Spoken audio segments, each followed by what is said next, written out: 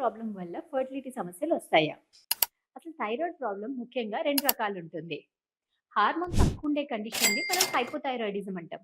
ఇది రిలేటివ్‌గా 70-80% వాళ్ళు సఫర్ అవుతూ ఉంటారు. అండ్ హార్మోన్ ఎక్కువుండే కండిషన్‌ని హైపర్ థైరాయిడిజం అంటారు. ఇది కొంచెం తక్కువ మందికుంటుంది. సో, ఈ 2 కండిషన్స్‌లో కూడా మనకి ఫర్టిలిటీ ప్రాబ్లమ్ అనేది వస్తుంది. హైపోథైరాయిడిజంలో మనకి ఎగ్ అనేది సరిగ్గా రిలీజ్ అవ్వదు. రిలీజ్ అవ్వక పీరియడ్స్ అనేది ఇర్రెగ్యులర్‌గా ఉంటుంది. అండ్ ప్రెగ్నెన్సీ వచ్చినా ప్రెగ్నెన్సీకి సపోర్ట్ చేసే హార్మోన్ అనేది సరిగ్గా ఫార్మ్ అవ్వదు. అదే హైపర్‌థైరాయిడిజం చూస్తే అలాంటి కండిషన్స్‌లో మనకి పీరియడ్స్ తరచుగా ఉంటుంది. అండ్ బ్లీడింగ్ గూడా ఎక్కువవుతుంది. సో, ఆడవాళ్ళలో హైపో ఉన్నా, హైపర్ ఉన్నా కానీ ప్రెగ్నెన్సీ రావడం ప్రాబ్లమ్ అవుతుంది. అండ్ మూడో రకం ఏంటంటే ఆటో ఇమ్యూనిటీ. ఆటో ఇమ్యూనిటీ అంటే థైరాయిడ్‌కి యాంటీబాడీస్ ఫార్మ్ అవుతుంది. ఇలాంటి కండిషన్స్‌లో ఆడవాళ్ళు కన్సీవ్ అయినా కానీ మిస్‌క్యారేజ్ అయ్యే ఛాన్సెస్ ఎక్కువుంటుంది.